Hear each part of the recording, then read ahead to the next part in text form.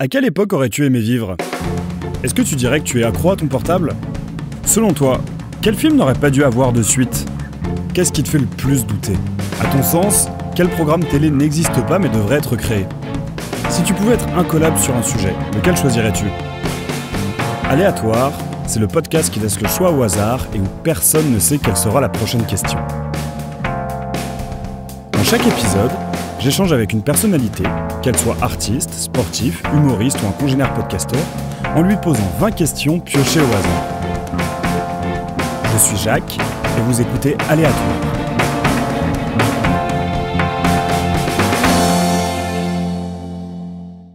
Et on est parti, ça y est, ça enregistre. Bonjour. Alors bonjour à toutes et à tous, chers auditeurs et auditrices aléatoires, et bonjour Léa. Mais bonjour, comment allez-vous? Mais très bien, merci. On va pas se voyer quand même, surtout depuis le temps qu'on se connaît. Donc voilà, j'ai l'immense plaisir d'accueillir une deuxième Léa sur Aléatoire, qui est aussi musicienne, sous le nom de Léa Jacques Taest.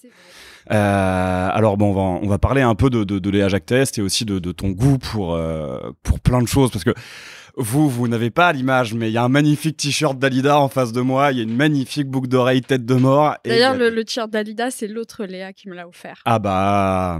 Léa Bleuren qu'on salue. Léa Bleuren qu'on salue, évidemment. Je fais beaucoup d'épisodes, mine de rien, qui sont liés à Bleuren. J'appelle ça un peu la galaxie Bleuren, parce que, comme je te le disais, le prochain épisode qui sort, c'est avec Rosa de Dennis and the Roses. On a hâte. Et j'ai aussi fait Clément, et je pense que je vais en faire pas mal. Mais alors, donc, du coup, t'es connue sous le nom de Léa Jacques Taest, en tant que musicienne. Ça fait 4 ans, à peu près 5 ans que le projet existe.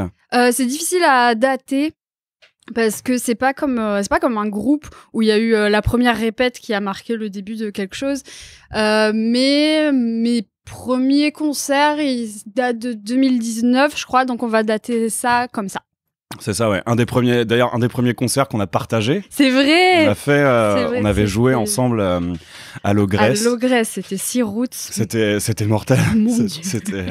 Moi, en plus, j'avais la crève juste avant de monter sur scène. C'était horrible. Et pour la petite histoire, on s'est rencontrés parce qu'à une époque, je cherchais une chanteuse pour mon groupe. De Death. Un peu orienté Death Doom, ce genre de choses. Finalement. Ça ne s'est pas fait, mais ça aurait été rigolo. Ça ne s'est pas fait parce que le groupe a splitté très peu de temps après qu'on se rencontre. Et je me souviens que là où on s'est reparlé pour la première fois, vraiment, et qu'on avait évoqué l'idée de se faire ce concert en commun, c'était au concert d'I Hate God dans la rue Jean-Pierre Timbaud. Le meilleur concert de ma vie. C'est pareil, hein. Donc je te laisse raconter. Tu imagines que le pit, c'était la rue Jean-Pierre Timbaud quand même, parce que c'était un concert surprise pour la fête de la musique. Et du coup, I Hate God jouait devant cet excellent bar qui n'existe plus, qui s'appelait l'UFO. Qui était tenu par notre ami Cyril, qu'on salue aussi. On l'embrasse très fort. Et du coup, c'était complètement la folie dans la rue Jean-Pierre Timbaud. Il y avait des pogos, il y avait des slams. Je me suis retrouvée à slammer sur le flanc d'une voiture. Il y avait des gens qui sautaient du haut des camionnettes. C'était n'importe quoi. Il y a eu 0 accident et 0 baston. Et pourtant, tout était réuni pour qu'il y en ait une. Incroyable moment. C'était un des meilleurs, si ce n'est le meilleur concert de ma vie. C'était un très très très très grand moment. Alors du coup, pour revenir un peu à toi, donc avec Léa Jacques Taest, tu as déjà sorti 2 projets, on peut dire. Stranger, qui est sorti, si je dis pas de bêtises, en fin 2019. L'été 2019. L'été 2019. Pendant le confinement, tu as sorti Les Films pour adultes, qui est un single, et assez original, un single sous forme de fanzine. Oui, tout à fait. C'est-à-dire qu'on pouvait commander un petit fanzine avec les paroles et avec des articles. Alors, c'était un espèce d'univers graphique autour de la chanson, et puis il était connecté, cet objet. Dans le single, il y avait des accès dans le songbook, il y avait des accès pour la version studio, mais aussi la version acoustique et le remix de la chanson qui ne sont pas sur les internets. Très bien. Alors du coup, on va un peu parler de tout ça, mais donc t'as dit qu'il n'y avait pas vraiment de date de début à Léa Jacques Taest, vu que c'est un projet solo et donc c'est un projet qui a été mûri pendant de longues années. Mais à peu près, quand est-ce que t'as commencé la musique et quelles ont été tes premières expériences et les premiers trucs que t'as fait en musique? J'ai commencé à la chorale de la maternelle. Ah oui. C'est comme ça que j'ai appris à chanter. Après, j'ai développé tout ça en autodidacte. Et quand j'avais 16 ans, à peu près par là, j'avais un groupe de punk, punk rock. Alors, c'était vachement la mode du punk cabaret. C'était en plein Dresden Dolls et compagnie. Et c'était un groupe de punk un peu protéiforme comme ça, où je chantais. Et puis, c'était un petit projet de jeunesse. On a fait quelques concerts. Notre dernier concert, c'était devant la parapharmacie de Federbe Chalini. À la fête de la musique, c'était inoubliable. C'est très cabaret comme emplacement, la pharmacie de Federbe Chalini. Ouais, il y a des photos, je crois. Et puis après ça, j'ai fait de la musique un peu dans ma chambre. Je gratouillais un peu sans vraiment jouer de la guitare. Mais j'avais quand même une envie très viscérale de continuer à faire de la musique. J'ai cherché à intégrer des groupes, d'ailleurs, c'est comme ça qu'on s'est rencontrés. Et j'ai commencé des trucs avec des musiciens qui étaient toujours très très bons, ou pas d'ailleurs, mais il y a eu des très très belles rencontres, mais ça a jamais pris. Et puis je me suis rendu compte que en fait je voulais vraiment composer mes propres chansons.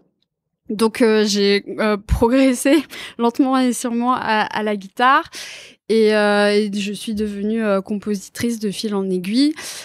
Aujourd'hui, j'ai pas une technique monstrueuse, mais par contre, je m'éclate vraiment beaucoup sur la composition et je commence à développer ça sur d'autres instruments, etc. Ouais. Et donc voilà, j'ai sorti mon premier EP donc Stranger, qui était en guitare-voix acoustique totale. Et donc mon single Les films pour adultes, qui était avec des sons un peu plus expérimentaux. Et là, j'ai développé une formule live où je suis beaucoup sur des boucles et des sons de guitare un peu particuliers. Et on va voir, là, j'ai une maquette d'album dans le tiroir où je ne sais pas si je vais rester toute seule dans ce projet. C'est mon questionnement actuel. Ok, ouais, parce que c'est vrai que pour avoir pas mal suivi l'évolution de Léa Jacques Test, t'as eu tendance à beaucoup t'électrifier en fait récemment, et tu rajoutes aussi du thérémine maintenant. Oui, je joue du thérémine, pas très bien, mais je m'amuse bien, j'adore cet instrument. Parce que alors, pour ceux qui ne sauraient pas ce que c'est que le thérémine, est-ce que tu peux expliquer Alors, le thérémine, c'est le premier instrument électronique, je crois, qui a une centaine d'années maintenant.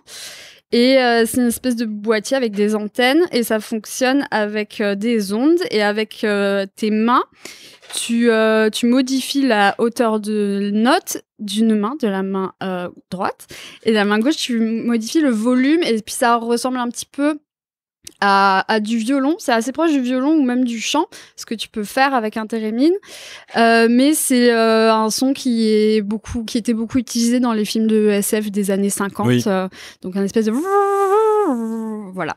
Le bruit des soucoupes volantes chez Ed Wood. On est complètement là-dedans. On est complètement là-dedans. Et du coup, tu t'apprêtes aussi à sortir donc à la rentrée. Ou avant. Date de sortie incertaine, mais dès que je le reçois en fait. D'accord. Mais donc, il y a un nouveau fanzine qui s'appelle La vie secrète des chansons cathartiques, de Morbid Angel à Angèle, qui en plus est imprimé par Maison Riso, donc ça sera un très bel objet. Bah pareil, comment t'es venue cette envie de faire ce fanzine, parce que du coup il y a plusieurs articles, là c'est un truc un peu plus gros, un peu plus conséquent que les films pour adultes en termes de contenu écrit. Ouais. Eh bien, alors dans ma vie d'à côté, je suis graphiste et j'aime beaucoup écrire aussi. Et il se trouve que pendant la semaine entre Noël et le Nouvel An, c'était aussi la semaine où j'avais le Covid. Oui, moi aussi. Et donc je suis restée chez moi et j'avais ce petit truc dans ma tête de si je commençais à écrire sur ma musique et sur l'expérience que c'est de faire de la musique. Et donc j'y suis allée, j'ai commencé ce projet, et en fait ce zine, ça parle des chansons cathartiques. Donc la définition sur laquelle je me suis arrêtée pour ce projet, c'est une chanson qui exprime un sentiment profond de la part de son auteur ou de son autrice. Et donc je parle du processus d'écriture d'une chanson cathartique et ce que ça fait de la chanter, et de la chanter à répétition avec le temps. J'ai interrogé des professionnels de la musique, donc le programmateur de Petit Bain, une DJ qui s'appelle Mika Melto, Bleu Reine, on l'embrasse. Évidemment. Et des journalistes musicaux sur leur rapport aux chansons cathartiques, qu'est-ce qu'ils ressentent à l'écoute. Je suis allée voir un musicien expérimental qui s'appelle Frédéric Oberland, qui fait de la musique instrumentale, et je lui ai posé les questions de comment exprimer un sentiment fort sans parole. Je parle aussi du live, de qu'est-ce que ça fait de jouer en live ces chansons-là, et d'écouter, d'assister à des concerts puissants au niveau de l'expression sentimentale. Et un avion passe. Ouais, il y a un avion qui passe, parce qu'on profite du beau temps pour enregistrer depuis ma petite cour. Et une question qu'on m'a beaucoup posée durant l'élaboration de ce projet, c'est justement qu'est-ce que tu appelles chanson cathartique. Et la conclusion de ce zine, c'est justement où commence et où s'arrête la catharsis dans la création musicale. Très bien. Et donc, ça devrait sortir. Ben, ça sort quand ça sort. Ça sort quand ça sort. Parce que actuellement, avec toutes ces histoires de déconfinement, tout ce qui est production d'objets, j'ai l'impression que c'est un peu la folie. J'ai eu beaucoup de mal à trouver un imprimeur disponible. Et donc, c'est imprimé en risographie, qui est une très, très, très belle technique d'impression avec des très belles textures, des très belles couleurs. Et c'est comme les vinyles, en fait. C'est monstrueux, les délais d'attente. Tout le monde est surchargé, que ce soit côté imprimeur, côté fournisseur, etc. Donc, il est en cours d'impression et de façonnage. Donc, il arrive très bientôt. Et donc, tu as prévu une release party.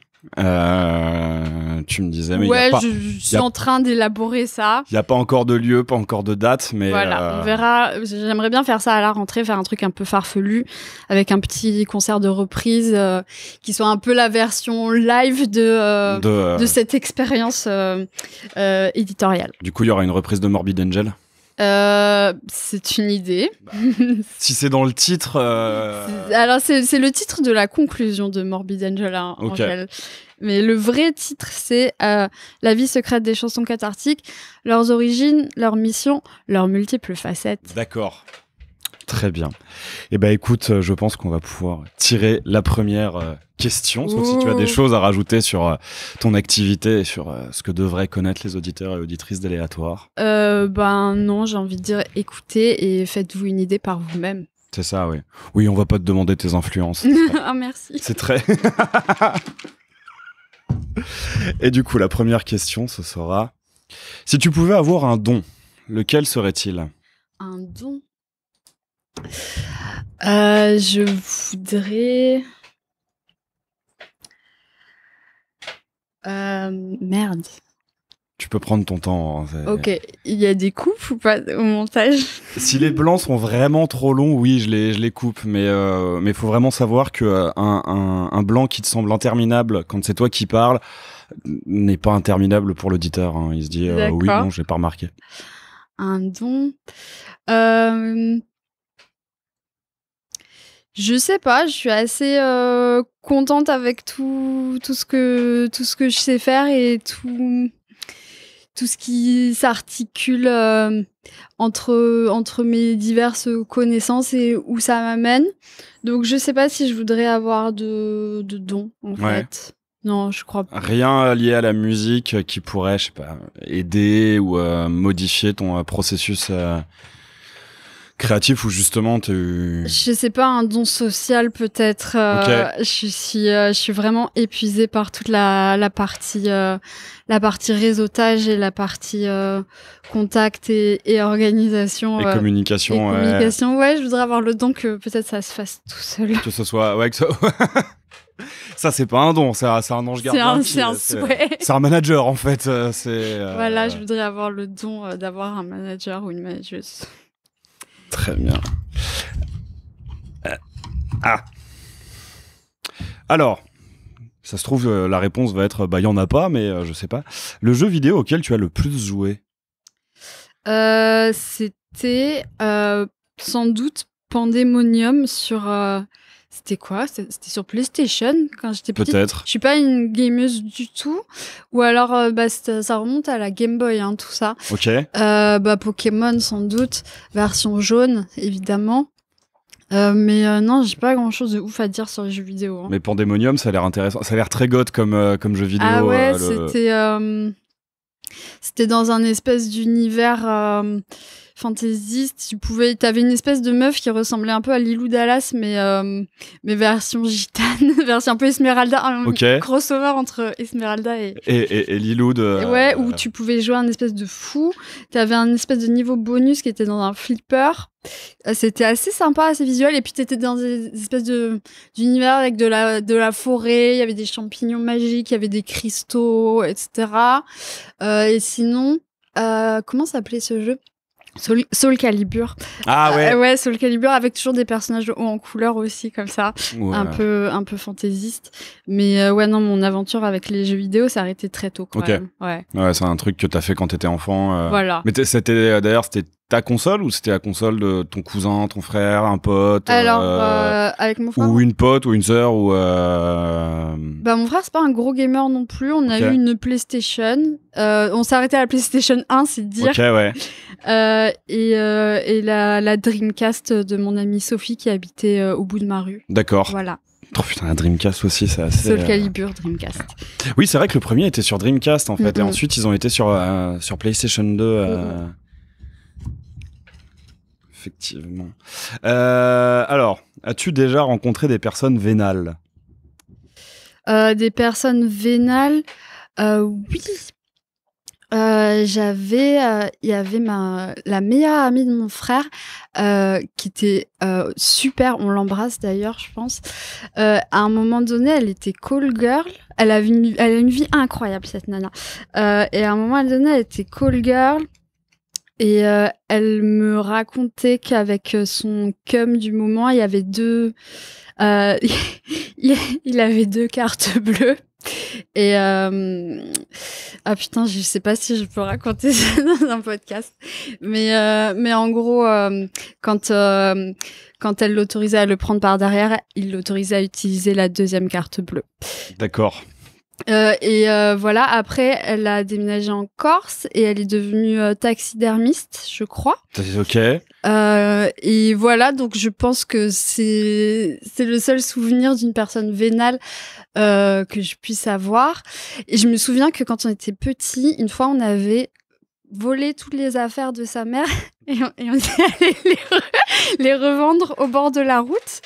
Ouais, okay. C'est toujours la même personne mais j'ai pas envie de m'en souvenir comme quelqu'un de vénal, mais juste comme quelqu'un d'aventurier. Elle vivait vraiment comme une boule de flipper. Je suis en train de reprendre cette chanson et je m'interroge sur qu'est-ce que ça signifie vivre comme une boule de flipper, et je pense que la vie de cette personne répond à ma question. C'est assez violent quand même, la boule de flipper. Enfin, tu te fais un peu malmener. Est-ce que la boule de flipper contrôle un peu sa direction ou je ne sais pas, faudrait reprendre contact avec elle. Faudrait lui demander si elle se sent comme une boule de flipper qui roule du coup. Voilà.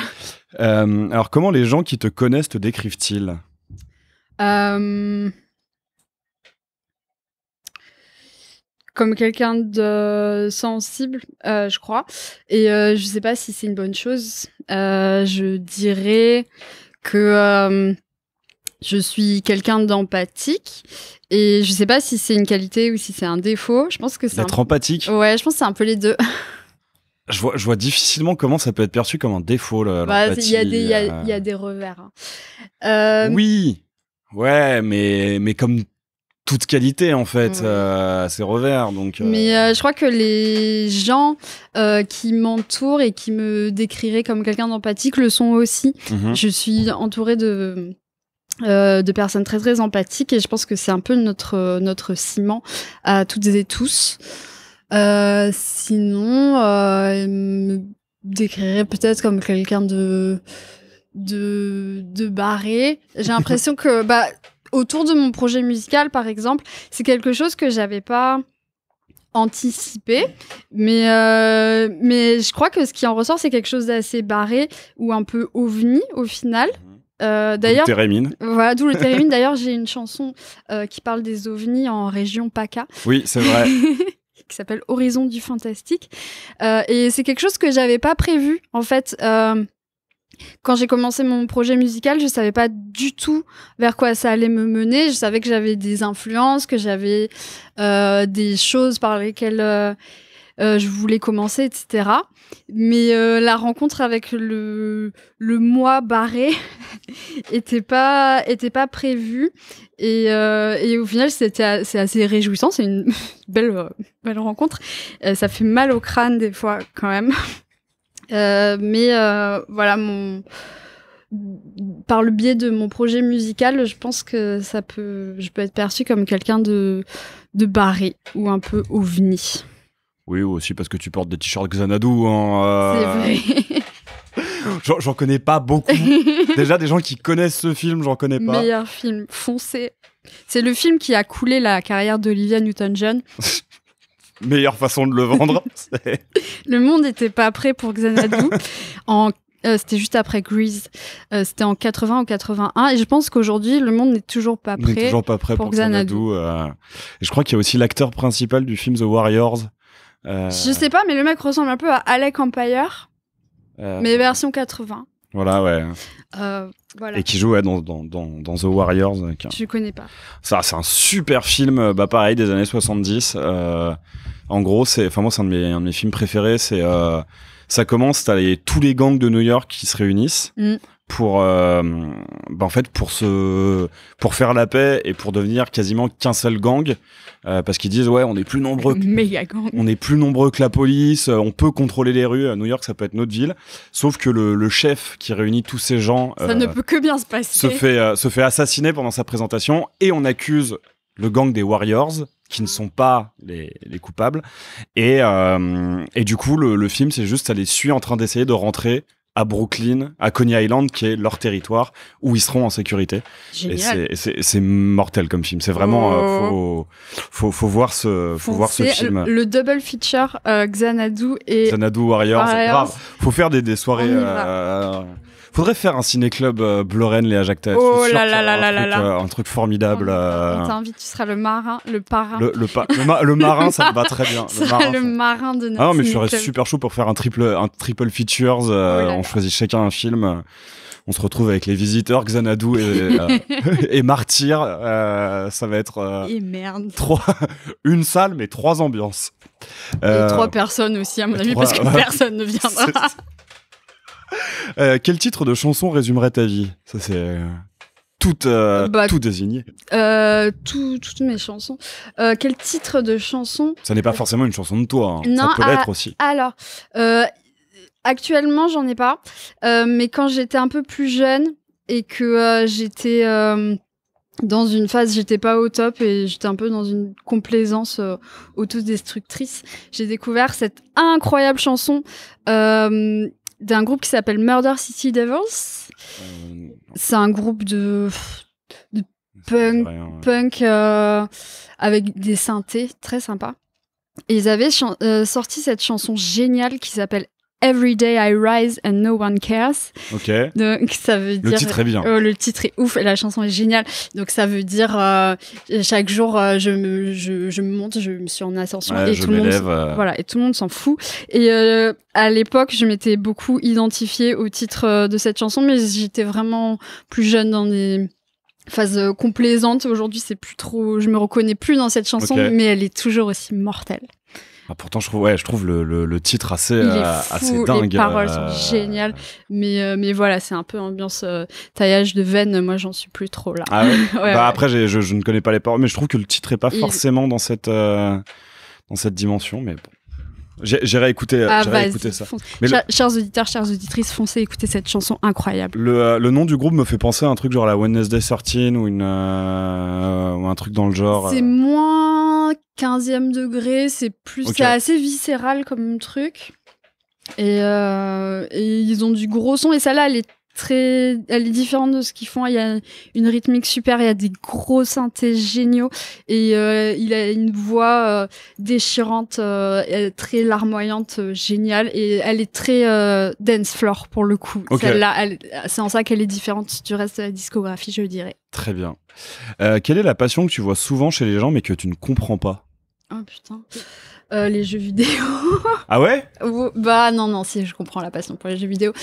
La passion que je vois souvent chez les gens, mais que je ne comprends pas, je comprends qu'on puisse être passionné par tout et n'importe quoi, même si je ne vis pas cette passion.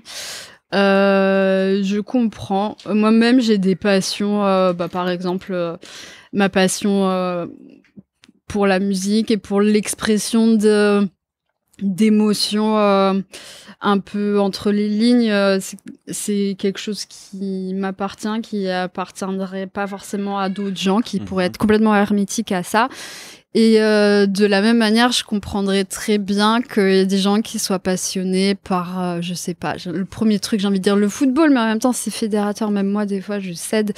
Lors des grands événements. Ouais, non, par contre, ce que je comprends pas, c'est quand je rentre en VTC le soir et qu'il y a la nuit, qu'il y a des gens qui écoutent les chauffeurs, des fois ils écoutent, je sais pas quelle station de radio fait ça, mais des émissions de football où ils en parlent de manière cruciale, comme si où ils commentent le truc avec le même ton que la guerre en Ukraine. Je t'avoue que ça me dépasse un petit peu, mais de manière générale, je comprends qu'on soit passionné par tout et n'importe quoi. C'est un peu ça qui fait le sel de la vie aussi. Après, j'ai envie de te dire, je pense que toi et moi, on connaît des gens qui sont capables de te parler de la discographie de Metallica comme si c'était la guerre en Ukraine. Donc, on peut vraiment leur jeter la pierre à ceux qui font ça avec le foot. C'est vrai. Accordé. Moi, je peux me retrouver à parler de The Devil's Blood et crois-moi que ça vaut tous les conflits politiques du monde en termes d'importance. D'ailleurs, c'est exactement ce que tu as fait le jour où on s'est rencontrés. C'est possible, oui. Ouais. Je me suis calmé, j'arrête d'agresser les gens avec The Devil's Blood maintenant, même si c'est toujours le groupe le plus important. Ça reste le meilleur groupe du monde.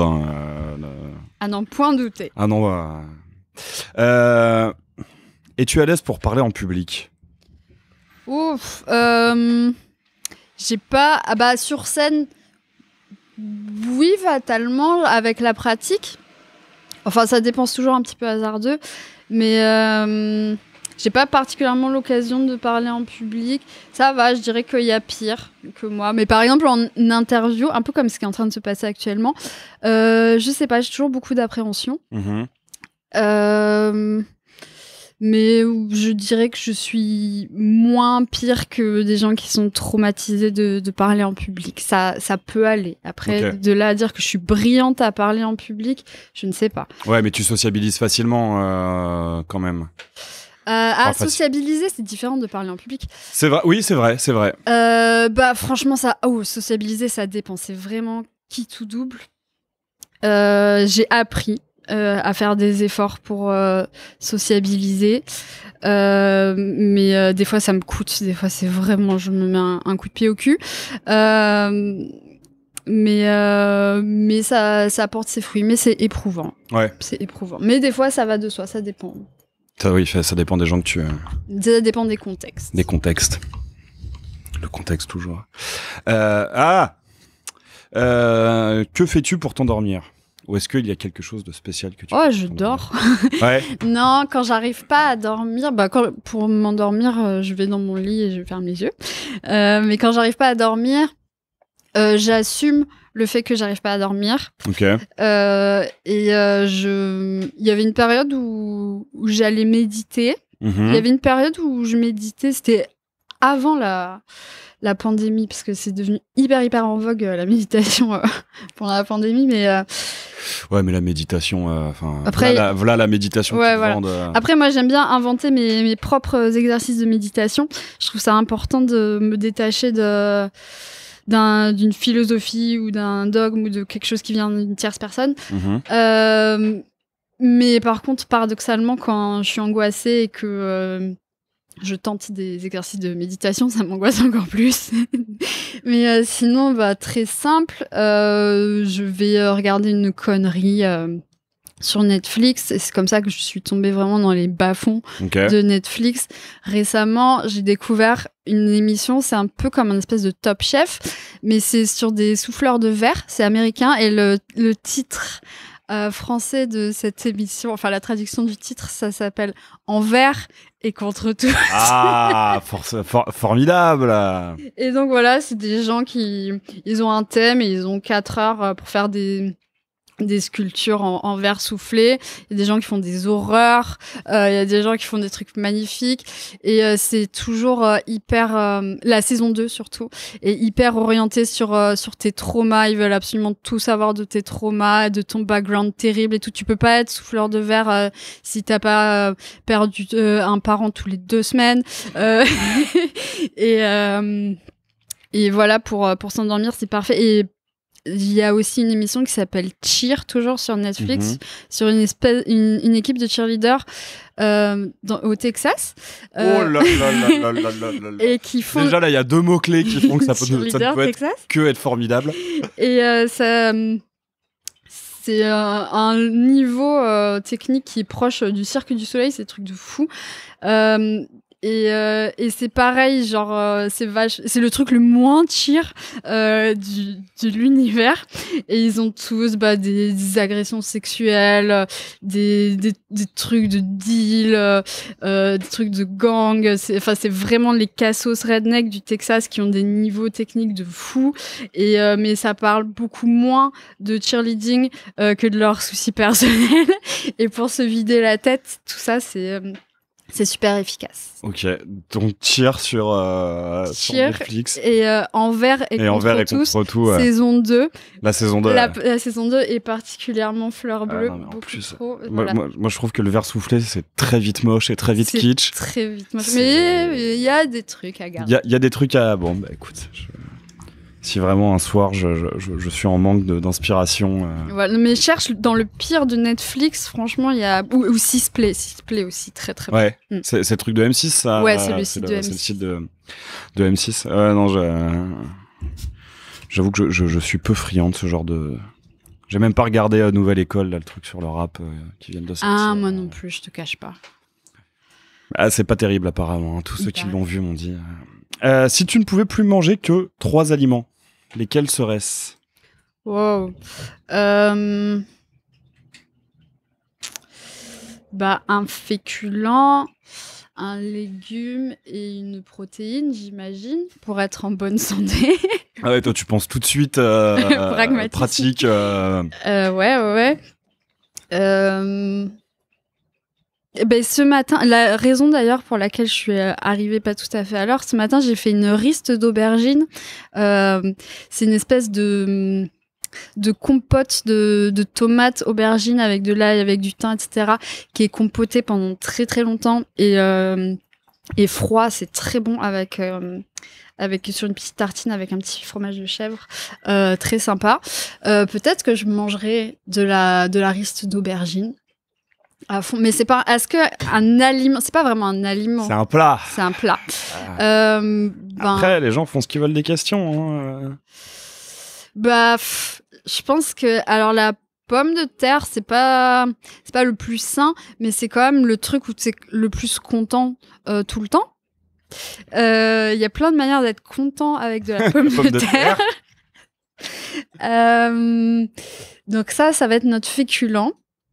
Ensuite, un légume, la courgette, hein. Franchement, la courgette. Ah ouais? Ouais, mais une courgette sans ail, c'est chaud. C'est ça.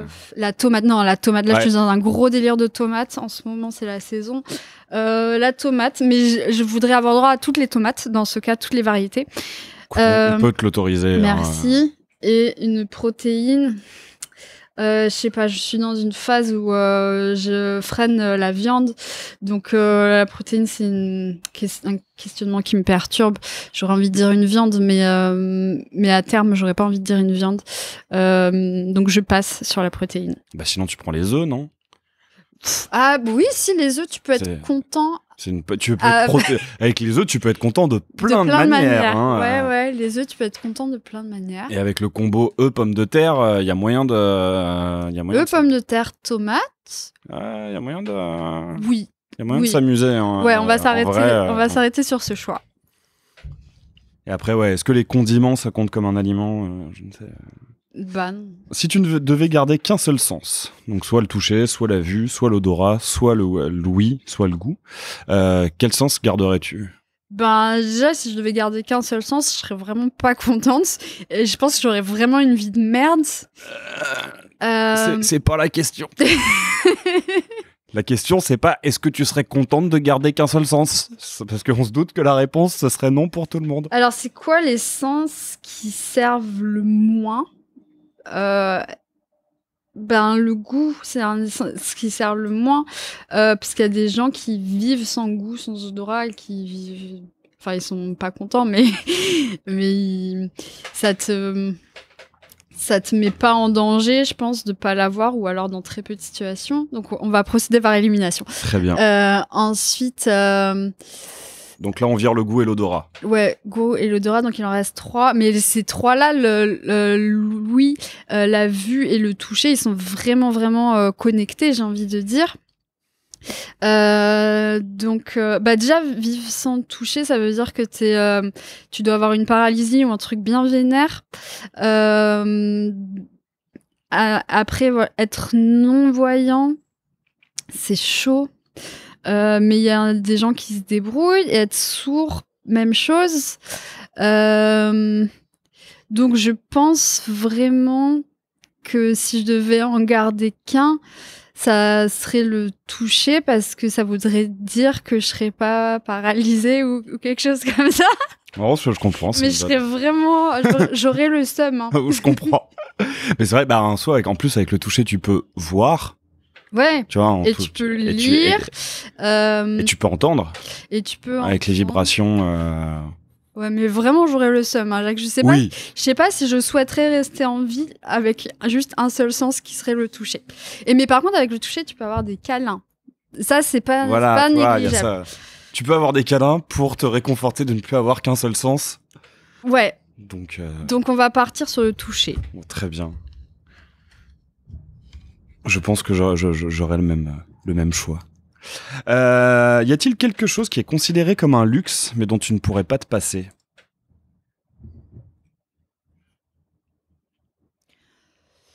Je suis dans une phase où, justement, j'essaye de réfléchir à tout ça. C'est une question actuelle, d'ailleurs. Qu'est-ce qui est un luxe, qu'est-ce qui ne l'est pas? Dans toutes les questions de décroissance et compagnie. Ouais. J'entends. Et par exemple, malheureusement, je crois qu'avoir de l'eau courante, c'est un luxe dont on ne pourrait pas se passer.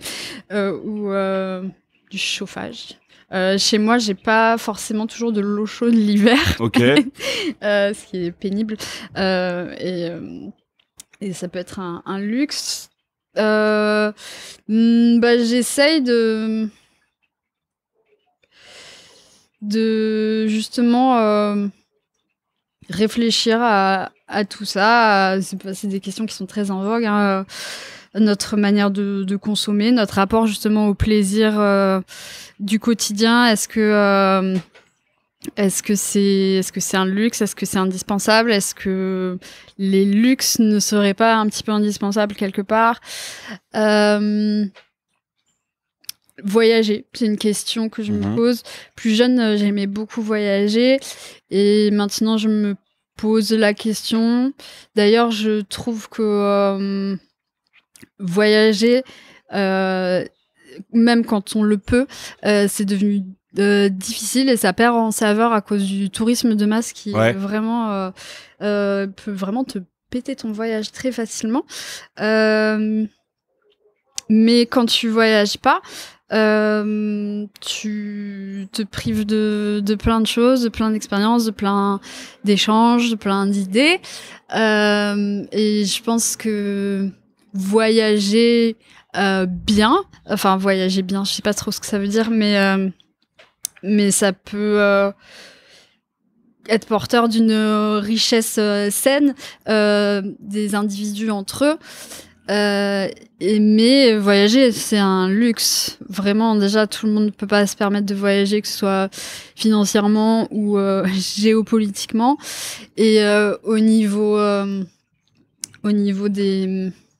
des ressources et des bilans carbone, il y a beaucoup de questions à se poser du côté du voyage. Et je voyage beaucoup moins qu'avant. Enfin, j'étais pas vraiment non plus une globe-trotteuse de fou, mais Mais au niveau des vacances, je me pose vraiment des vraies questions de est-ce que j'ai besoin de partir loin, est-ce que j'ai besoin de partir tout court. Et justement, en voyageant moins, en restant beaucoup autour de chez moi ou dans... je viens du sud, en rentrant dans le sud et en me limitant à ça, je me dis que rester dans son périmètre aussi, ça prive. Mais c'est un luxe, donc peut-être que ça répond à la question. Ouais, bah écoute, très bien. Parce que pour le coup, je trouvais que... Enfin, c'est vrai qu'on peut considérer que l'eau courante, le chauffage, tout ça, c'est un luxe, mais c'est un luxe qui devrait pas en être un, en fait. Et oui. Alors que le voyage, je considère que c'est un luxe tout court, tu vois. Mais voilà, l'eau courante, c'est que des gens font un luxe alors que ça devrait pas en être un. Et puis, ta vie n'est pas compliquée parce que tu ne peux pas voyager. Enfin, moralement, si peut-être, mais au niveau de ta vie physique, on n'est pas obligé. Voilà, t'es pas obligé. Alors que l'eau courante, le chauffage, tout ça, ça peut aider quand même au niveau physique. Ça dépend. Voilà, ça dépend où tu habites. Qu'est-ce qu'un luxe? Parce que bah ouais, c'est ça aussi. Nos sociétés en soi sont un peu un luxe. Es-tu sensible à la critique? Oui et non. Qu'est-ce qu'une critique? On peut faire ça avec toutes les questions. Oui. Je suis... alors, dans mes deux métiers de musicienne et de graphiste, je suis souvent exposée à la critique. Bah oui. Donc, il faut savoir prendre une critique. Des fois, une critique, même une critique merdique ou mal dite, ça peut être un indice très précieux sur ce que tu fais, ce que tu pourrais faire. Et par exemple, dans mon travail de graphiste, des fois, des retours clients éclatés au sol. Mais c'est quand même très révélateur de ce que tu fais, ce que tu pourrais mieux faire. Dans la musique, pareil, je suis très friande de la vie des gens, même si des fois ça pique. Mais en plus, comme je suis seule dans mon projet, un regard extérieur, c'est toujours très intéressant. Après, il y a la critique qui fait mal. Celle-là, elle fait mal. Et des fois, il y a des gens, surtout dans la musique, dans mon travail de musique, moi et beaucoup de gens qui font de la musique, d'ailleurs, c'est un peu le principe. Tu vas mettre ta sensibilité en ligne de front. Et des fois, il y a des gens qui vont taper dedans juste parce qu'ils le peuvent. Et quand les premières fois où tu es confronté à ça, ça fait très mal. Et ça te remet en question énormément. Ça te donne envie de tout arrêter, etc. Et je suis en train de réfléchir à tout ça et tu peux pas te blinder parce que déjà ça n'existe pas vraiment de se blinder, je crois. Tu le payes toujours à un moment ou à un autre, je pense, quand tu te blindes. Mais je pense que c'est intéressant d'apprendre à encaisser les coups avec souplesse pour mieux repartir. Et voilà, prendre un petit peu de recul et de détachement par rapport à tout ça. Donc je dirais que la critique cruelle, ça fait mal et qu'il faut travailler dessus. Et la critique plus ou moins construite ou plus ou moins objective, parce qu'après des fois il y a des gens, ils pensent qu'ils sont objectifs ou ils pensent que leur avis est important ou même sollicité alors que c'est pas forcément le cas, mais c'est toujours très intéressant, et de lire entre les lignes d'une critique, c'est toujours très intéressant, même si c'est pas toujours facile. Je vois. Mais la critique cruelle, t'en as eu beaucoup des critiques cruelles? Parce que le mot cruel, c'est fort, quoi. J'en ai eu, dans la musique, j'en ai eu. Après, sur d'autres aspects de ma vie, j'en ai eu aussi. Tout le monde a des critiques cruelles. Mais je parle de critiques malveillantes, pour le coup. J'en ai eu et j'en aurai d'autres et c'est la vie. Ouais. D'accord. Vraiment des critiques avec la volonté de t'atteindre et limite de mettre un frein au projet, voire une. Ouais. Ok. Un peu comme dépecer des chiots pour en faire des chiots dalmatiens pour en faire des manteaux. Des manteaux. Écoute, ça tombe bien. Hein, on est sur une thématique. La musique que tu peux écouter sans te lasser. Et j'imagine que ça va être les musiques. Ah ouais. Il y a des albums que j'écoute tout le temps, qui font partie de ma vie. Les 3 premiers albums de Leonard Cohen, par exemple. Ok, ouais. C'est vraiment des intemporels. Bon, après, Leonard Cohen, peu cher. Il y a des choses un peu inégales dans sa carrière, mais ces 3 premiers albums sont vraiment des albums de folk magnifiques. Je pense que c'est le b.a.-ba de la folk. C'est si beau, les mélodies sont incroyables, les paroles sont surpuissantes. Sinon, le premier album de Fever Ray, qui a plus de 10 ans, je l'écoute tout le temps. Depuis sa sortie, je l'écoute tout le temps. Je trouve qu'il a pas pris une ride. Pardon, rototo. Et il y a le premier album solo de Roland S. Howard. Je vois pas qui c'est. Tu vois pas qui c'est. Il est assez. C'est un musicien de l'ombre, un peu, Roland S. Howard. Il a commencé avec Nick Cave dans The Boys Next Door, le premier groupe de Nick Cave, et ensuite The Birthday Party. Et c'était un peu le vrai premier génie dans l'entourage de Nick Cave. Et Nick Cave dit avec beaucoup de légèreté. Il est mort, Roland S. Howard est mort en 2009. Et dans un documentaire, Nick Cave dit avec beaucoup de légèreté qu'il lui a piqué ses chansons et ses gonzesses et son style. Et voilà. Je pense que Roland S. Howard, Nick Cave reconnaît avoir piqué à Roland S. Howard, ou il dit que Roland S. Howard lui a piqué à... Non, Nick Cave, il reconnaît avoir pillé un peu Roland S. Howard, mais sans complexe. sans pour autant s'excuser. Voilà, peut-être qu'on peut dire que Roland S. Howard, c'était le musicien que Nick Cave adorait ombrager.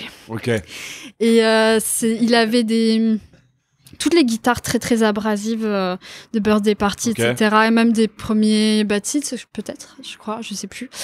C'était Roland S. Howard, et puis il avait une voix, une espèce de gouaille vraiment très très punk et très pure, et des sonorités très intéressantes. Il jouait du violon aussi. Il avait beaucoup de passages assez expérimentaux, assez noise. Il a fait il a joué dans un groupe super qui s'appelle Crime and the City Solution. Et dans un autre groupe super où il était au chant qui s'appelait These Immortal Souls.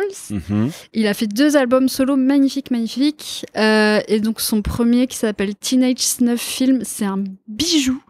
C'est un bijou. Il est pas si connu que ça, en effet. Je l'écoute tout le temps. Depuis, j'ai connu Roland S. Howard quelques mois avant qu'il meure, j'étais deg. Et depuis donc 2009, je l'écoute tout le temps aussi. Ces 2 albums, celui de Fever Ray date aussi de cette époque-là.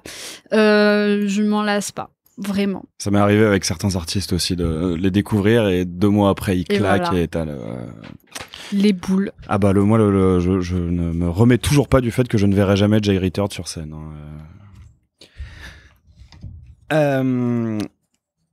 Tu peux réunir les 4 personnes célèbres de ton choix à un dîner. Qui choisis-tu? Elles peuvent être mortes. Elles peuvent être mortes. Eh bien, 4 personnes célèbres de mon choix. On a qu'à dire Roland S. Howard. Allez. Parce que justement, il y avait une fois, cet été 2009, où il faisait très chaud, j'étais dans le sud, j'arrivais pas à dormir, et Netflix existait déjà probablement, mais en 2009, non. C'est plus vieux qu'on ne le croit, Netflix. Ouais. Mais ça se vérifie. Bon, bref, on a déjà qu'à dire que Netflix... En service de streaming, je crois qu'ils sont arrivés en France en 2015 ou 2016. En France, c'est pas là depuis très longtemps. Et surtout, en 2009, je me demande s'ils faisaient pas encore de la location par correspondance. Parce que oui, ça existe depuis les années 90, mais ça n'a pas toujours été du streaming. Il n'y avait pas Envers et contre tous à l'époque. En tout cas. Et une fois, j'étais en pleine découverte de cet album, justement. J'arrivais pas du tout à dormir, il faisait tellement chaud. Et j'ai passé la nuit à me fantasmer une conversation avec Roland S. Howard. Je saurais plus te dire de quoi on parlait, mais on parlait de plein de trucs. Et donc, lui, je le mets à ma table, déjà. Ensuite, il faudrait quelqu'un de complètement malaisant. Je mets Nick Cave pour qui s'excuse. Non, Nick Cave, j'ai énormément aimé Nick Cave, mais vraiment, là, je fais une overdose de ce gars. Ah ouais. Tu m'expliqueras une fois qu'on aura fini l'épisode. D'accord, débat. Qui on met avec Roland S. Howard? Quelqu'un de malaisant. Michel Leb. Cet épisode ne va pas sortir, hein. Je tiens à le dire. Je ne reçois pas à ma table des gens qui veulent avoir Michel Leb à leur table. Là, je suis désolé, je vais devoir arrêter. Donc, Roland S. Howard, Michel Leb. Ensuite, il faut une personnalité politique. Jean-Vincent Placé. Ça fait 2 personnes malaisantes quand même là. Oui. Et il faut une autre personne un peu de la même trempe que Roland S. Howard pour rééquilibrer. Une personne que j'ai... Ah, Jeanne Moreau. Jeanne Moreau, parce que j'adore écouter parler Jeanne Moreau. Elle avait une manière de raconter les choses, elle avait un phrasé extrêmement agréable. Donc on a Roland S. Howard, Michel Leb, Jean-Vincent Placé et Jeanne Moreau. À qui tu vas servir une salade de patates, œufs durs, tomates. Voilà, quand vous voulez. Une excellente soirée en soi. Voilà, donc il faut une planche Ouija pour que tout le monde puisse communiquer, évidemment.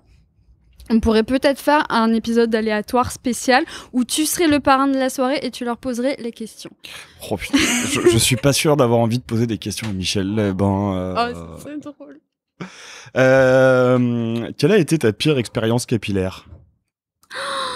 Je sais. Je savais qu'avec toi, il y allait forcément avoir une révélation. Eh ben, j'étais à Avignon. J'avais les cheveux très très longs. Et je voulais me faire une coupe au carré classique, Pulp Fiction. Voilà. Et donc, j'allais dans... Jeanne Moreau aussi, non? Probablement. Ouais. Oui. C'était quoi ce film de Orson Welles dans lequel elle jouait une super coupe au carré, je crois. La soif du mal? Non. Non, c'est je sais la soif plus. du mal. Bref, je vais dans un salon de coiffure dans les rues piétonnes qui s'appelait la chambre à hair. Donc, je demande mon carré Pulp Fiction et le gars, il me dit « Mais non, mais c'est dommage, t'as une super matière, etc. » Et il me fait... le gars était convaincu que c'était un carré, ce qu'il a fait, un carré asymétrique où je me suis retrouvée d'un côté en étant...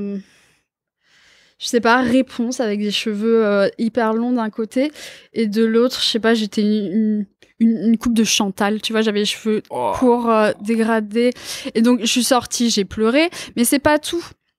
Après, j'ai pris mon TER pour rentrer dans le village dans lequel j'habitais.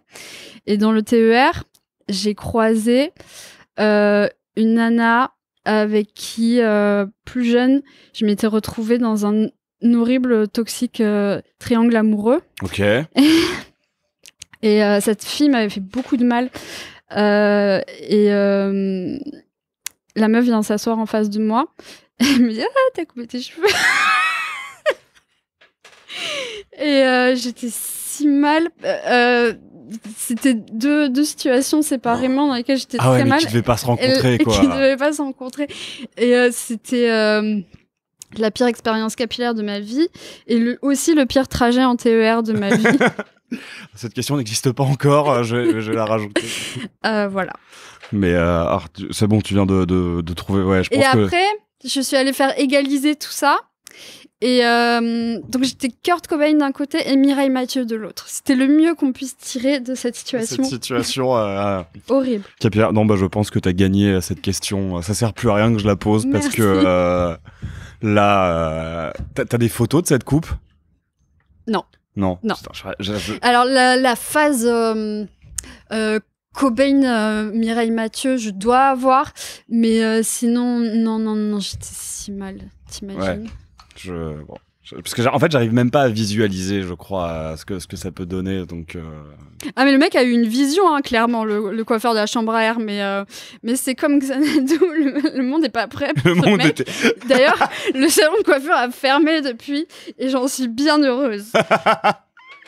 Alors, on reste. Peut-être que ça va être un truc aussi lié aux cheveux. Est-ce qu'il y a un changement physique, donc une coupe, une coloration, des tatouages, des piercings, que tu n'as jamais osé faire?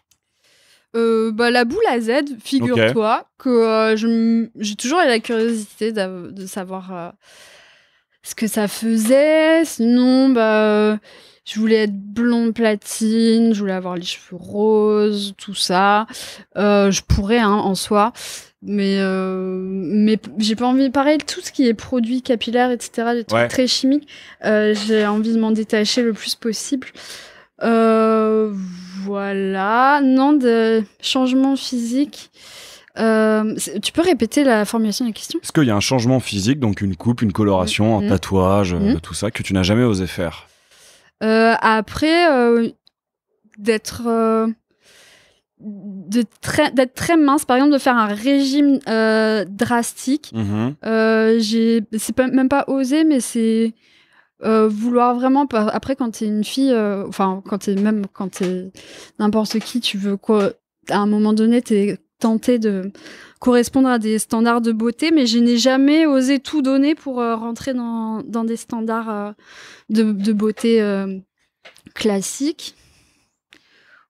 Et paradoxalement, je n'ai jamais osé me laisser aller à tous les plaisirs épicuriens au point d'être dans l'excès inverse. Sinon, tatouage, évidemment, j'ai des projets de tatouage que j'ai pas menés à bien. Je suis très précautionneuse avec les tatouages. J'adore les tatouages, mais sur moi-même, je suis très précautionneuse. Est-ce que j'ai eu des idées folles de tatouage que... Non, voilà. Non. Est-ce que tu pleures facilement? Oui. Je pleure facilement devant envers et contre tout. J'y suis allée, tu sais. Au cinéma, je pleure au concert. Et pendant mes propres concerts, ça arrive. Ok. Et c'est vraiment pas pratique d'ailleurs de chanter en pleurant. J'ai une nouvelle chanson que tu connais d'ailleurs, qui parle de mon expérience de mort imminente. Ouais. Et la dernière partie de la chanson, ça s'adresse aux gens qui sont morts ou aux gens qui ont perdu des gens, et c'est un petit peu la somme de ce que j'ai ressenti, de l'acceptation qu'on pourrait ressentir quand tu passes dans l'état neurologique de basculement vers la mort. Et une fois, je crois que c'est la dernière fois où j'ai chanté cette chanson, il y avait des amis proches. Je savais qu'ils et elles ont eu des deuils très difficiles, des fois récents. Et ça m'a beaucoup émue de chanter cette chanson et cette partie-là devant eux et elles. Et du coup, il y a des larmes qui sont montées. Et du coup, j'ai chanté comme une patate. J'ai chanté hyper faux. Et c'était vraiment pas pratique. Mais sinon, oui, j'ai pleuré devant Envers et contre tous. Et à la finale de Top Chef aussi. Donc, c'est te dire. Alors, c'est quoi le dernier film qui t'a fait pleurer? Ah, punaise, ça fait longtemps que je suis pas allée au cinéma. Ouais, mais tu peux regarder des films sur ton ordinateur ou sur ta télé. C'est vrai. J'ai vu... Les Passagers de la nuit. C'est un joli film avec Charlotte Gainsbourg qui est sorti il y a pas longtemps. Je crois que c'est la dernière fois où je suis allée au cinéma. Et c'est une histoire très très jolie, très nostalgique. Mais c'est surtout, je l'ai vu avec ma mère. Okay. Et je sentais que Charlotte Gainsbourg, c'est une mère qui Ses enfants, ils sont grands, ils vont quitter la maison. Et ma mère, elle était à côté de moi et je sentais qu'il y avait des passages qui l'émeuvaient beaucoup. Okay. Et par ricochet, ça m'a fait verser ma larmichette, mais j'ai fait super gaffe à ce que ma mère s'en rende pas compte, parce que je suis trop pudique pour ça. Très bien. Acceptes-tu facilement les compliments? Oui. Oui. Oui. Bah oui, ça fait toujours plaisir, des compliments. Après, la flatterie, c'est pas désagréable, mais je suis plus dérangée par la flatterie, par les compliments un petit peu automatiques ou les compliments de politesse. Ouais. Pareil, dans la musique, il y en a beaucoup. Les gens les j'adore ce que tu fais, les nanana, c'est de la balle, nanana et tout.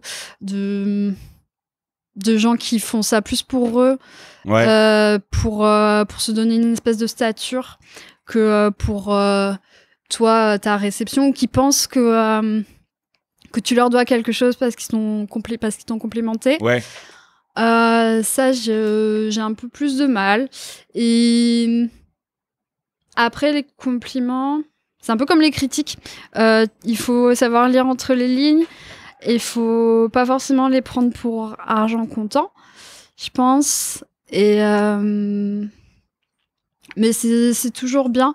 Et par exemple dans la musique, surtout dans la musique indépendante, où il y a plein de passages très difficiles. Ouais. Genre. Bah de choses très ingrates, de concerts avec des organisations. Il y a un gros tout ça pour ça des fois dans la musique indépendante. On en parle beaucoup d'ailleurs avec Bleu Ren, on a des réunions autour de ça. Et non, en fait, j'accepte pas si bien que ça les compliments des fois. non, des fois, il y a des gens qui disent des choses magnifiques et très sincères en sortie de concert. Là, je suis toujours sur la musique. Et des choses que tu rêverais d'entendre.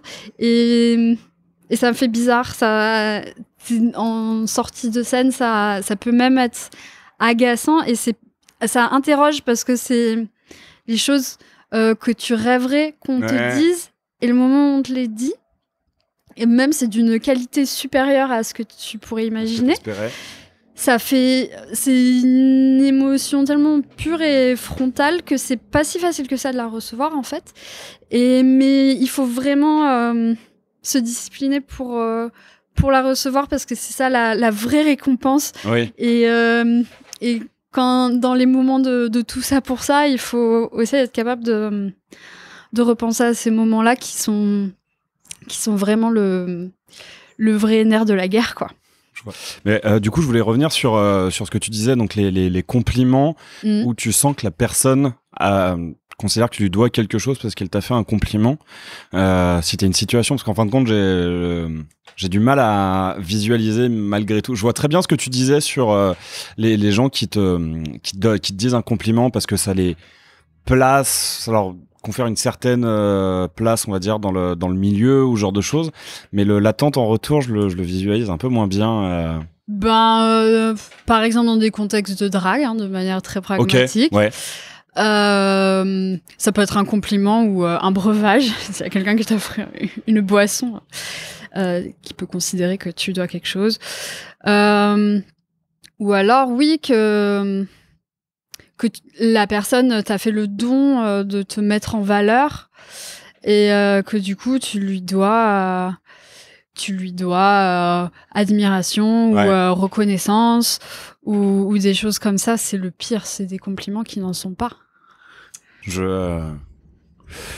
Du coup je vois mieux, mais c'est vrai que j'avais pas du tout en fait envisagé le contexte de la drague. Penses-tu que l'on peut rire de tout?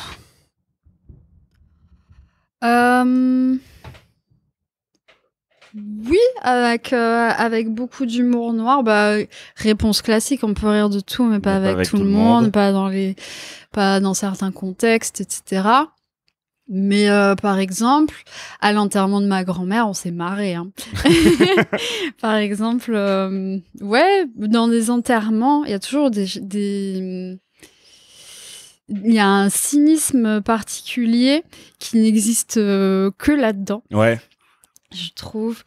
La dernière fois que j'avais été à un enterrement, c'était tragique, hein, mais la personne qui enterrait son père à l'église était absolument anti-religieuse et souhaitait même se faire débaptiser à une période de sa vie. Et le moment où je l'ai vu, c'était, je sais pas comment ça s'appelle à l'église, la personne qui dirige l'enterrement, le MC de l'enterrement. Le maître de cérémonie de l'enterrement. Quand il lui a demandé de se tenir dans comment ça s'appelle l'allée de l'église, bon, bref, je suis vraiment pas très calme dans l'allée, avec le petit panier pour recueillir les dons à l'église. Là, je me suis marrée malgré mes larmes. Et qu'est-ce que par exemple, quand j'ai eu mon expérience de mort imminente, c'était un accident de voiture dans les Pyrénées. Et il y a eu beaucoup de fous rires nerveux aussi. Autour de la mort, en fait, il y a beaucoup de rires possibles. Après, autour des discriminations, c'est des sujets qui viennent... C'est une question qui vient beaucoup avec les discriminations, avec les choix politiques, etc. Et c'est une question qui fait débat. Est-ce qu'il faut rire? Est-ce qu'il faut pas rire? Est-ce que...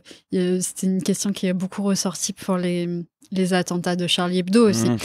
On a le droit de rire. Rire, c'est un droit. Après, rire avec malveillance, c'est différent.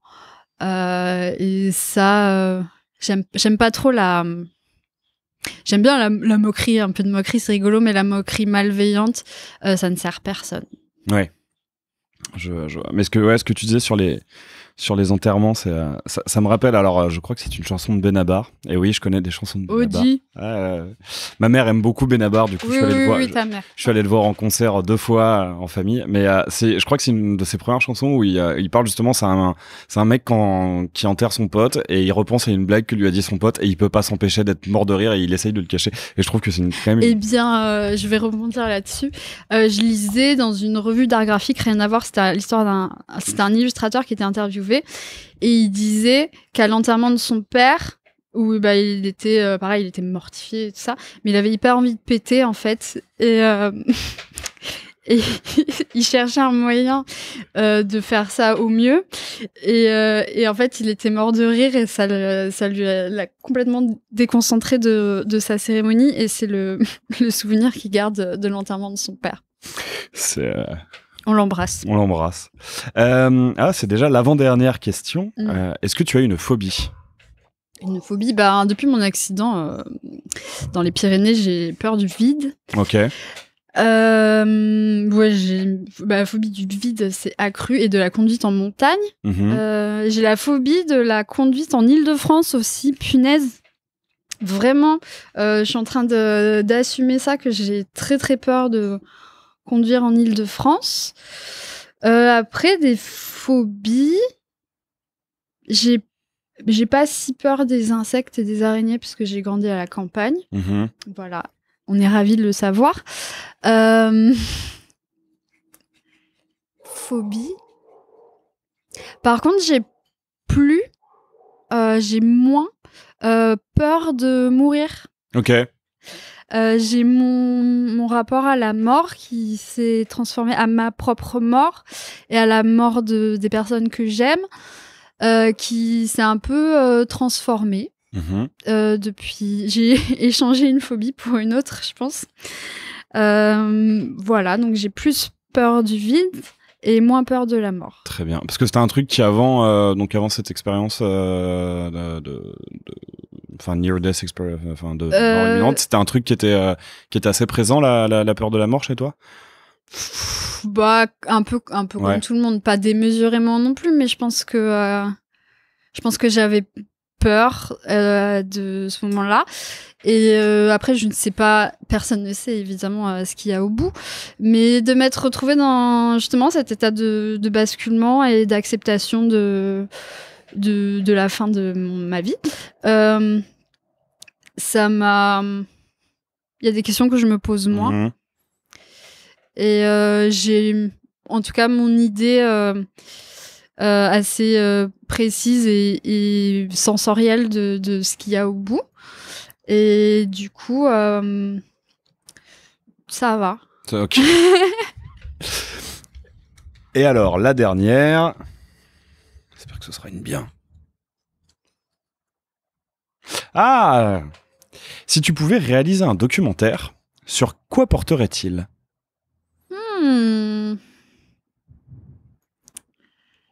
Ça serait... Ah, je vais en parler à Bleu Reine. On avait déjà commencé à en parler, je pense. Un documentaire sur la musique do it yourself, je pense. Sur tout ce qu'il y a derrière un projet musical, la préparation d'un concert, tous les petits côtés ingrats, par exemple. Et un peu comme j'ai fait avec mon zine, finalement, on boucle la boucle avec cette dernière question. Parfait. Sur le côté viscéral d'un projet musical et de le mener à bien, quoi qu'il arrive, avec les moyens du bord, sans souci de percer ou de renommée, etc. Mais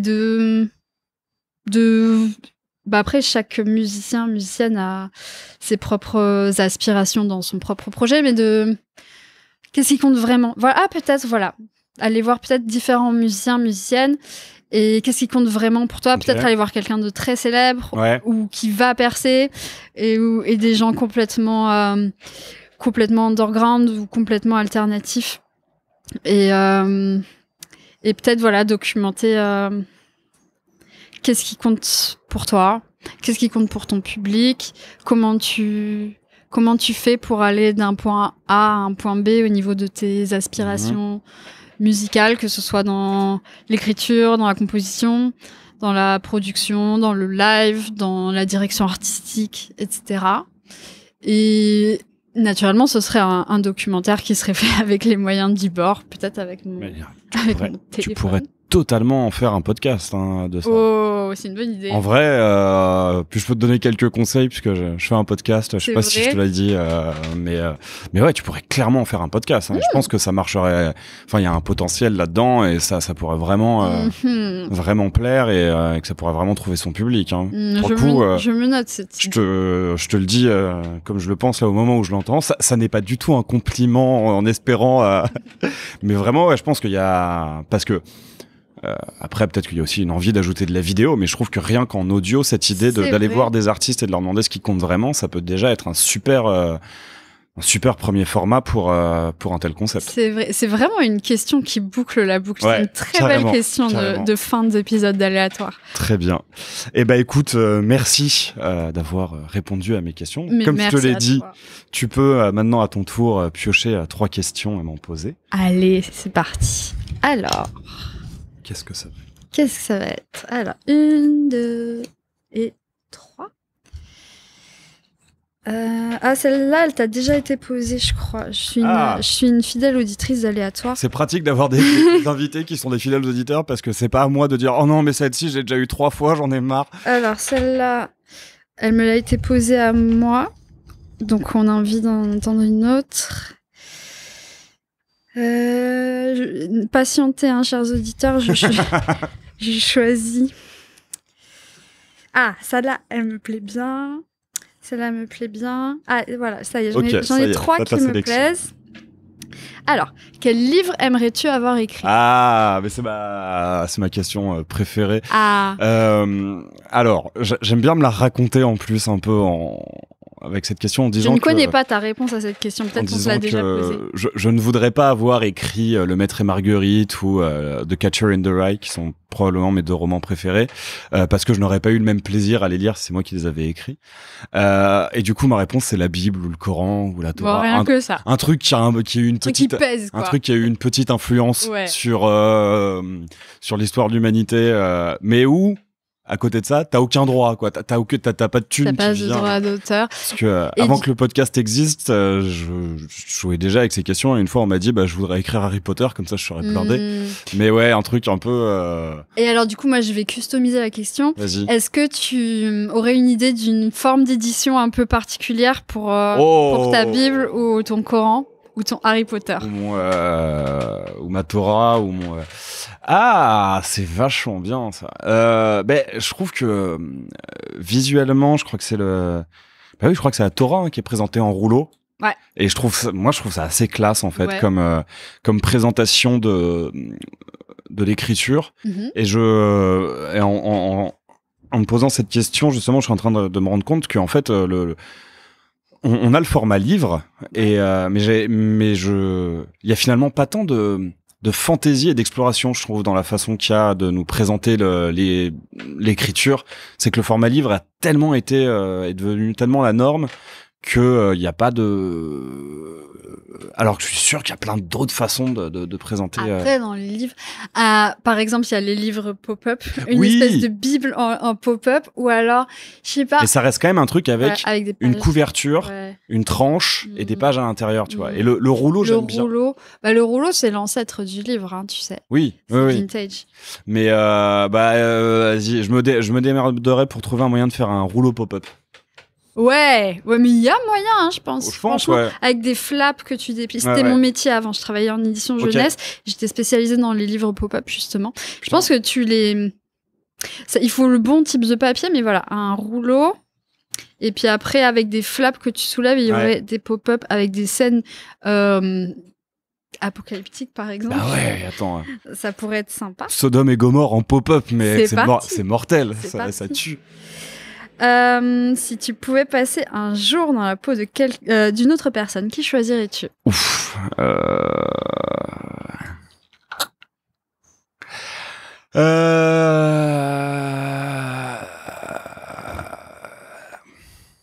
Vas-y, je vais donner une réponse politique et une réponse artistique.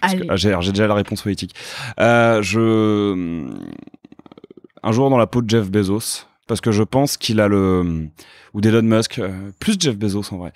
Je pense qu'il a le pouvoir d'annihiler les marchés financiers en une journée. Avec sa fortune et avec la représentation d'Amazon, je pense que c'est des gens qui ont le pouvoir d'annihiler le marché financier, et que s'ils le voulaient, de par leurs décisions, on pourrait changer le modèle économique et politique dans lequel on vit, qui personnellement ne me convient absolument pas. On est nombreux. Donc ouais, je pense que pour lancer une forme de révolution en fait. Jeff Bezos. Joli. Et en temps et artistique. Artistique, le truc en fait, une journée, ce serait pas suffisant, parce que ma première passion en fait, avant, j'en ai déjà parlé avant la musique, c'est vraiment le cinéma. Ouais. Le cinéma, c'est un truc qui m'a parlé dès la primaire, je pense, dès mon enfance, alors que la musique, c'est quand même venu un peu plus tard au collège. Même si j'adorais déjà la musique et les disques que mon père me passait quand j'étais tout gamin, mais disons que dans la construction de mon identité, la musique est plus venue au collège. Et c'est vrai que le premier métier de mes rêves, ça a été réalisateur. Et j'ai plein d'idées j'ai plein d'idées de films dans ma tête. Donc ouais, j'aimerais bien passer une journée mais en plus c'est pas ça en fait, je voudrais pas être dans la peau d'un réalisateur, je veux être moi en tant que réalisateur. Le réalisateur serait quand même Jacques Bouillet, donc ça fonctionne pas. Allez, vas-y, c'est bon, je sais. Une journée dans la peau de Lars Ulrich, le batteur de Metallica. Je me dis, ça doit être incroyable, parce que pour ceux qui connaissent pas forcément très bien Metallica et tout, même si ils viennent d'avoir un nouveau regain d'énorme popularité auprès du très grand public avec Stranger Things. J'ai pas vu dans le dernier épisode. Je sais pas, je regarde pas. J'ai pas vu de traces de Metallica dans Stranger Things, mais il me manque un épisode. Ok, bon, ou alors j'ai loupé. La communauté métal en parle pas mal en ce moment, avec des questions de gatekeeping. Mais donc c'est un batteur c'est pas un bon batteur en fait, Lars Ulrich. C'est le pire des bons batteurs, ou c'est le meilleur des pires batteurs, mais c'est pas un bon batteur. C'est un mec qui fait énormément de pain, et en même temps il est dans le plus grand groupe du monde. Ouais. Et j'ai envie de savoir ce que ça fait en fait, d'être un batteur vraiment moyen. Ouais. C'est probablement pas le meilleur batteur. Il y avait la blague pour Ringo Starr. Est-ce que Ringo Starr est le meilleur batteur du monde? Et c'est même pas le meilleur batteur des Beatles. Et bah, c'est un peu, je pense que c'est un peu ça pour Lars Ulrich. Mais voilà. Mais le mec est sur le toit du monde. Et il joue dans le plus grand groupe du monde qu'on aime ou on n'aime pas à l'heure actuelle. Je pense que Metallica est le plus grand groupe du monde. Et pourquoi Lars Ulrich et pas un autre membre de Metallica? Mais parce que pas James Hetfield. Mais parce qu'il y a ce côté, Lars Ulrich est pas bon, quoi. Et que, en fait, il a réussi à faire de sa passion son métier. Mais sa passion, c'était pas la batterie, c'était la musique et c'était faire partie de la musique. Il y a moyen qu'il y ait un peu de fame et tout. Mais voilà, je trouve, j'ai découvert, en fait, assez tard, parce que j'ai découvert il y a à peine quelques mois Some Kind of Monster. Le documentaire sur la création de Saint Anger, qui est considéré comme leur pire album, alors que je trouve que c'est un super album. Et je trouve que c'est des personnalités qui sont très complexes, en fait. Je sais que alors Cédric, il a pas très bonne réputation. Il a pas la réputation de quelqu'un de très aimable et sympathique. Mais ça reste des personnes qui, à la fois, sont d'énormes businessmen, sont des mecs ultra calculateurs et qui, en même temps, je trouve, ont garder cette espèce de on fait de la musique entre potes et il y a une vraie, enfin il y a notamment et sur la complexité qu'ils ont dans leur relation entre eux, il y a notamment cette scène qui est incroyable où Lars Ulrich dit que ce matin il faisait son footing et que la seule envie qu'il avait c'était de hurler fuck à la tête de James Hetfield, et il se met à hurler fuck dans toute la pièce et à se rapprocher vraiment super proche du visage de James Hetfield et à lui hurler fuck. Et en même temps, tu vois que ils ne peuvent pas vivre l'un sans l'autre. Enfin, il y a un truc que je trouve assez fascinant. Et en tant que métalleux et que fan de métal extrême, j'ai eu une période où je dénigrais complètement Metallica. Mais non, c'est le plus grand groupe du monde. Point. Oui, c'est vrai que la question, c'est si tu pouvais passer un jour. Un jour, ça va. Je pense que plusieurs jours dans la peau de Lars Ulrich, ça pourrait être pénible. Un jour en tournée dans la peau de Lars Ulrich. Et qu'est-ce que ça fait qu'est-ce que tu te dis quand tu fais un pain sur le break de One et que tu joues devant 60 000 pélos, quoi. Donc je pense une journée dans la peau de Lars Ulrich, ça me... Joli. Et alors la dernière question, une odeur qui te plaît particulièrement? C'est marrant, j'y ai pensé hier, j'étais à vélo. Ouais. Il y a une odeur sur des fois qu'il y a quand tu passes à côté des chantiers. C'est quand il passe la meuleuse et que t'as une odeur, je crois que c'est une odeur de soufre, en fait. Ouais. J'aime beaucoup l'odeur du soufre. C'est drôle ce que ton odorat te raconte quand même des fois. J'aime beaucoup l'odeur du soufre.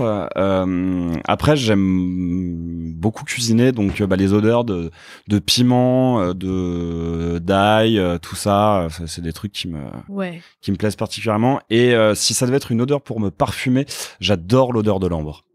Ok. Je l'ai pas là comme ça.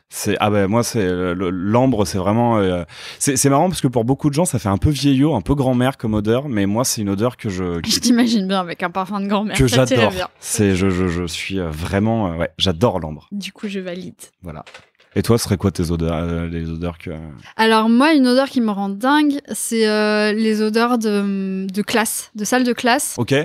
Je pense que ça vient des protège-cahiers, plus précisément. Donc, et tout ce qui est Velleda, etc. L'odeur de salle de classe, ça me rend super nostalgique, c'est un espèce de truc incontrôlable. Et tu sais, c'est des trucs de mémoire olfactive. Oui. Ça vient... systématiquement, j'ai pas souvent l'occasion d'entrer dans une salle de classe aujourd'hui, et je te parle vraiment des salles de primaire. À mon avis, une salle de classe en fac, ça a pas cette odeur, évidemment, ce truc de mémoire olfactive comme les ça. petits pots de colle. Sinon, une odeur un peu plus de la parfumerie. Je sais pas, je suis pas très parfum. J'ai une bouteille de parfum que j'ai depuis... Ma mère me l'a offert quand j'avais 17 ans et il m'en reste encore. C'est Classique de Jean-Paul Gaultier. Je l'aime beaucoup et je crois que la formule a changé depuis et du coup elle est très... les moments où je me parfume, c'est toujours très rare et symbolique. Donc, ça va être cette bouteille de Classique avec cette formule tombée en désuétude, apparemment, enfin, qui n'existe plus.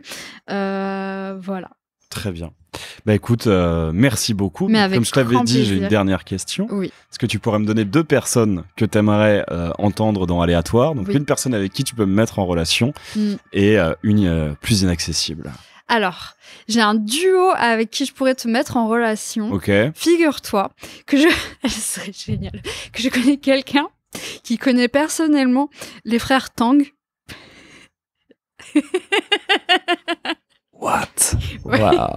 Donc ça pourrait être très rigolo d'avoir les 2 frères Tang, les vrais, dans Aléatoire. Je suis pas sûr qu'ils accepteraient.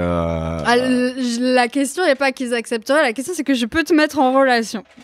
C'est vrai. Et puis sinon, j'aimerais beaucoup voir Anta enfin pas voir mais entendre du coup Anta dans ton podcast. Anta c'est une De Horty? De Horty. Ok. Ah, je suis ultra chaud, ouais. Et franchement, je pense qu'on pourrait lui proposer parce que c'est une nana que je trouve très mystérieuse. Elle a un univers de fou. Vraiment, dans son écriture, je trouve qu'elle part dans des sentiers incroyables. Et pourtant, il y a très peu de choses sur elle. Il y a pas ou peu d'interviews. Sur les réseaux sociaux, elle poste des trucs, mais elle est très... Je pense que c'est quelqu'un de très secret et je serais très curieuse. Ah, mais je serais super. On super t'embrasse, chaud, ouais. Anta. On voudrait tellement en savoir plus sur toi. En plus, je sais que maintenant, elle voit mes DM sur Instagram. Parce que, en gros, il y a pas longtemps, elle a partagé un morceau d'un rappeur que j'aime énormément et qui est pas très connu en France, qui s'appelle Sauce Moula, qui est un espèce de... Enfin, il est américain, mais il est d'origine brésilienne. Il est complètement taré. Et ça se voit ça se voit que le mec est dangereux, hein, vraiment. Et je l'ai vu en concert et le mec fait peur. Parce qu'il fait une tête de plus que moi, il est 3 fois plus large que moi, il a ce côté naturellement stock. C'est pas le mec qui allait à la salle, c'est le mec qui est né pour être une machine à tuer, clairement. C'est bad. Ah ouais, et puis sa musique est complètement... Enfin, c'est limite la version rap du death metal, quoi. Okay. Ça hurle énormément, ça parle que de tuer des gens, de prendre de la drogue et de baiser tout le monde. Enfin, c'est formidable. Meilleur programme. Et du coup, ouais, bah, j'ai juste, en gros, j'ai envoyé un adlib de ce rappeur. Donc les adlibs, c'est des sons que font les rappeurs dans leurs morceaux. Donc ils font le texte et des fois derrière ils font des bruits genre ou It's lit pour Travis Scott. Et donc tu fais très bien d'ailleurs. Et grosse dédicace à mon ami Mugen avec qui j'étais hier soir et avec qui on partage cette passion. On t'embrasse Mugen. Qui partage cette passion pour ce moment-là. Et donc son adlib c'est Sleazy. Et donc je lui avais juste envoyé Sleazy en mode. Tu peux refaire? Sleazy. Joli. Le premier était mieux. Ouais. Et du coup, bah, j'ai vu qu'elle l'avait vu, elle l'a liké, donc je pourrais lui envoyer un message. Fais et ça. lui dire, mais S'il te plaît, fais ça. Je serais super chaud pour faire un épisode avec Anta, d'Horty. Puis en plus, j'avoue que quand Horty est sorti, je me suis dit, mais qu'est-ce que c'est que ce truc et tout, j'adhère pas et tout. Et je l'ai réécouté, je crois, 2 ou 3 ans après leur sortie, quand elles avaient déjà plus ou moins splitté, arrêté. Et je m'étais dit, mais en fait, non, elles avaient tellement d'avance. Un peu comme Xanadu, en fait. Le monde n'était pas prêt. Et je ne sais pas si le monde est toujours prêt pour Horty. Moi, je suis prête pour Horty. Oui. En tout cas. Voilà. Et pour Xanadu aussi. Et pour bah, c'est ça. Bah, écoute, merci encore d'être venu chez moi pour enregistrer, pour tes réponses pour cet épisode. Sur quelle plateforme est-ce qu'on retrouve Léa Jacques Test essentiellement? Eh bien, sur Spotify, sur Bandcamp, qui est un petit peu plus éthique que Spotify. Ouais, j'ai mon merch d'ailleurs sur Bandcamp avec tous mes zines, mes CD, mes t-shirts, mes affiches, toutes les choses graphiques que je fais autour de mon travail. Sur Instagram et un petit peu Facebook, même si j'ai pris un petit peu de recul avec les réseaux sociaux dernièrement. Mais je suis quand même régulièrement sur Instagram surtout et Facebook un petit peu.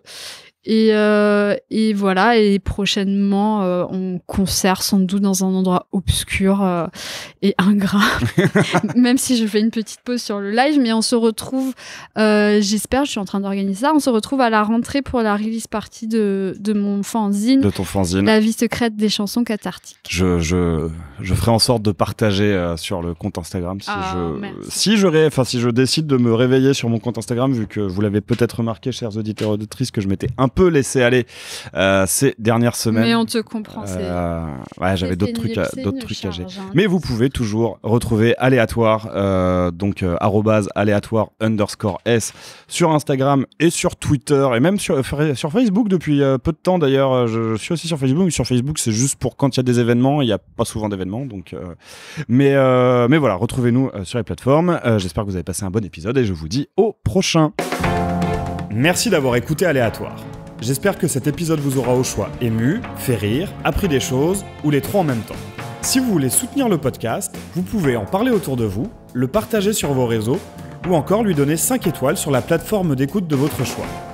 À très vite pour une nouvelle rencontre et laissez-vous surprendre.